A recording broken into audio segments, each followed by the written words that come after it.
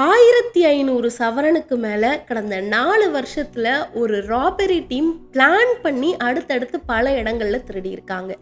இந்த ராபரி டீமோட தலைவர் ராட்மேன் அப்படின்னு அழைக்கப்படுறான். இவனை ஏன் ராட்மேன்னு அழைக்கிறாங்க? இந்த ராபரி டீம் எப்படி 4 வருஷமா போலீஸ் கிட்ட ஒரு சின்ன எவிடன்ஸ் கூட இல்லாம தப்பிச்சாங்க? அண்ட் அது மட்டும் இல்லாம ஏதோ ஒரு காரணத்துக்காக இவங்க இப்போ எப்படி போலீஸ் கிட்ட மாட்டினாங்க? இந்த மாதிரி அடுத்தடுத்து பல இன்ட்ரெஸ்டிங்கான தகவல்களை தான் இந்த வீடியோவில் நீங்கள் பார்க்க போறீங்க.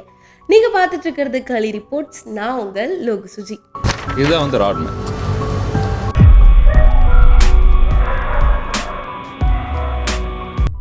முதல்ல இந்த ராபரி டீம் எங்கே இருக்குது அப்படின்னு பார்த்தீங்கன்னா, கோயம்புத்தூர் பகுதிகள், அதாவது கோயம்புத்தூர் அடுத்து திண்டுக்கல், திருப்பூர், மதுரை, ராமநாதபுரம் இந்த மாதிரி மாவட்டங்களில் தான் இவங்களுடைய கைவரிசையை காட்டுறாங்க. அடுத்தடுத்து இந்த டிஸ்ட்ரிக்டில் ஏகப்பட்ட கொள்ளை சம்பவங்கள் 2020 இப்போ 2024 இந்த டீமை பிடிக்கிறதுக்கு வரைக்கும் நடக்குது.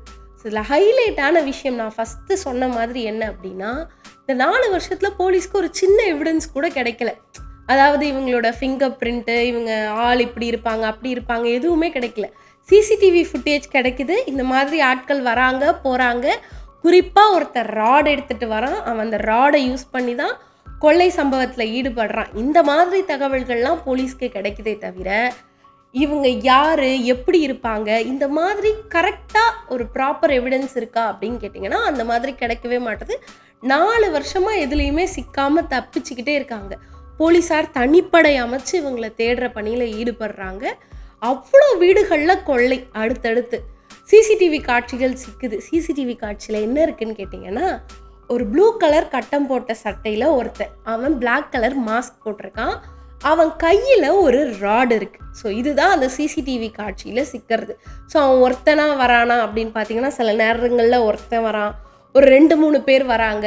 பட் எப்போவுமே அந்த ப்ளூ கலர் கட்டம் போட்ட சட்டை, கருப்பு முகமூடி, கையில் ராடு அப்படிங்கிறது ஒரு யூனிஃபார்ம் மாதிரி அவன் யூஸ் பண்ணிகிட்டு இருக்கான். பார்த்துக்கோங்க. இதை வந்து கரெக்டாக அந்த சிசிடிவி காட்சிகளில் எப்போ பாரு அந்த சிசிடிவியில் சிக்கிறான். பட் அதுக்கு பிறகு அந்த திருடின வீட்டில் போய் ஏதாவது ஃபிங்கர் பிரிண்ட் கிடைக்கும், வேறு ஏதாவது கிடைக்கும்னு பார்த்தீங்கன்னா என்ன எவிடன்ஸுமே இல்லை, ஒரு சின்ன எவிடன்ஸுமே இல்லை. ஸோ இப்படி ராட்மேன் வந்து பல நாட்களாக அந்த 4 வருடங்களாக அந்த இடங்களில் திருடிட்டு இருக்கான். ஸோ நிறைய கேஸ் இவங்க மேலே போடுறாங்க. போலீஸும் இவங்களை எப்படியாவது தேடணும் அப்படின்னு நினச்சிட்டு இருக்காங்க. ஸோ இப்படி ஒரு பக்கம் இருந்துட்டு இருக்கும்போது தான் ஒரு 2 பேர் சிக்கிறாங்க. சுரேஷ், அருண்குமார் அப்படின்ற ஒரு 2 பேர் எப்படி சிக்கிறாங்க அப்படின்னா, ஒரு பஸ் ஸ்டாண்டில் டிரான்ஸ்ஜெண்டர் கிட்ட நின்று சண்டை போட்டுட்டு இருக்கானுங்க. ஸோ திருநங்கைகள் கிட்ட சண்டை போடும்போது அந்த இடத்துல வந்த போலீஸ் வந்து, யாருப்பா நீங்கள் இங்கே நின்று சண்டை போட்டுட்ருக்கீங்களே அப்படின்னு விசாரித்து அவனுங்க கையில் இருக்கிற பையை பிடுங்கி பார்த்தா அந்த பையில் அதே ப்ளூ கலர் கட்டம் போட்ட சட்டை, ஃபேஸில் போடுற அந்த கருப்பு முகமுடி, இது 2த்தையும் பார்த்துட்டு இவனுங்களை தானே நாங்கள் தேடிட்டு இருக்கோம், நீங்கள் யார் இதை வச்சிட்ருக்கீங்க அப்படின்னு சொல்லி கூட்டு போய் விசாரிச்சா ஒரு குடும்பமே வெளில வருதுங்க. ஆமாங்க, ஒருத்தர் இல்லை 2 பேர் இல்லை 9 பேர். 9 பேருமே ஒருத்தருக்கு ஒருத்தர் சொந்தக்காரங்க.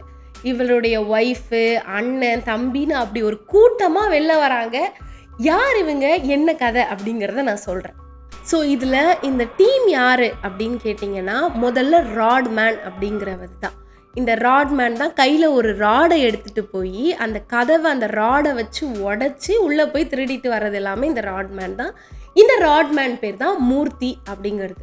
இந்த ராட்மேனோட ஒய்ஃபு தான் அனிதா பிரியா. ஸோ யார் இந்த அனிதா பிரியா அப்படின்னு கேட்டிங்கன்னா, ஹைகோர்ட்டில் இவங்க ஒரு அட்வொகேட்டாக இருக்காங்க. இவங்க தான் இந்த அனிதா பிரியா. கொள்ளை சம்பவத்தில் ராட்மேன் தான் இவங்க எல்லாருக்குமே தலைவர் அப்படின்னா, இவங்க வந்து தலைவி மாதிரி. இவங்க தான் எல்லா பிளானுமே போட்டு கொடுக்கறதான். இவங்க தான் வந்து ஒட்டுமொத்த டீமுக்கே மைண்ட் அப்படின்னு சொல்கிறாங்க. இவங்க பிளான் படி தான் எல்லாமே நடக்குமா. ஸோ இந்த அனிதா பிரியாவை தொடர்ந்து இன்னும் 2 பெண்கள் இருக்காங்க.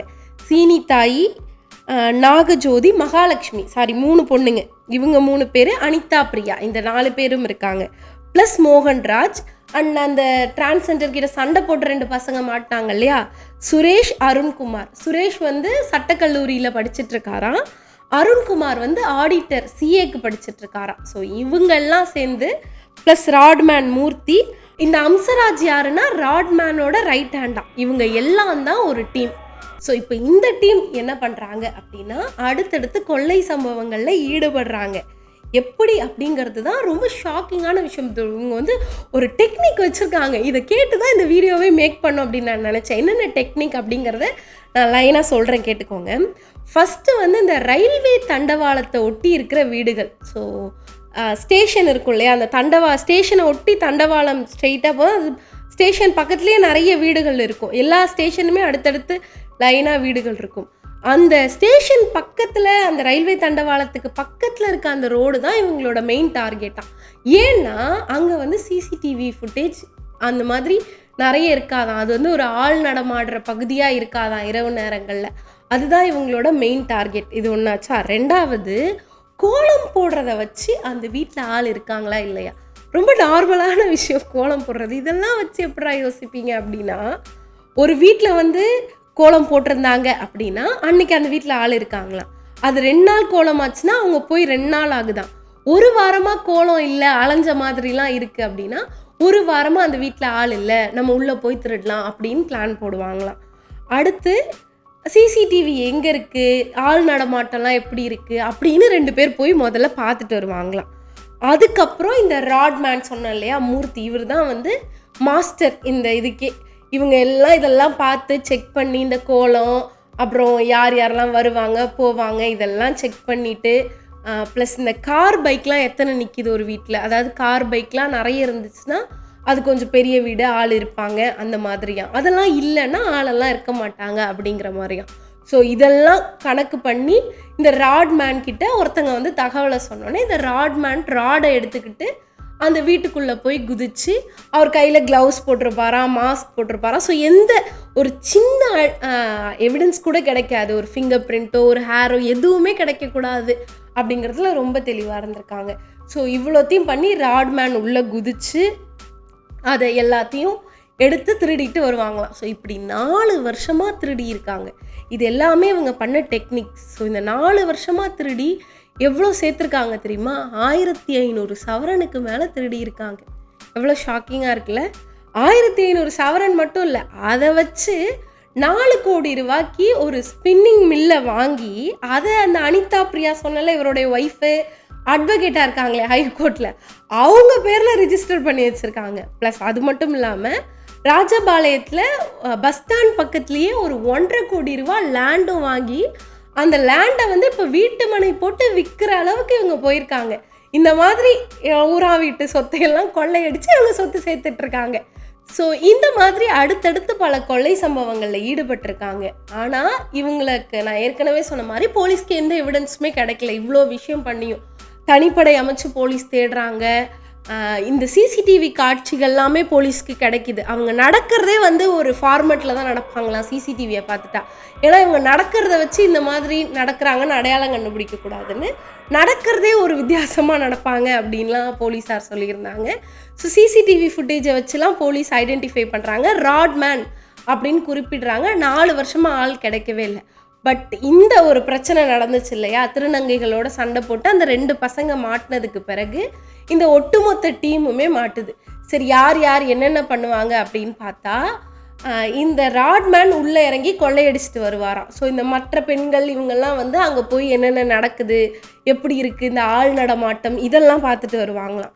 ஸோ இந்த சொத்து சேர்க்கறது, அந்த வந்த நகையை வந்து உருக்கி விற்கிறது, இதெல்லாம் வந்து அவருடைய மனைவி அனிதா பிரியா பார்த்துப்பாங்களாம். எந்த வீடு எந்த இடம் முக்கியமான நிறைய விஷயங்களை வந்து அனிதா பிரியா தான் டிசைட் பண்ணுவாங்களாம்.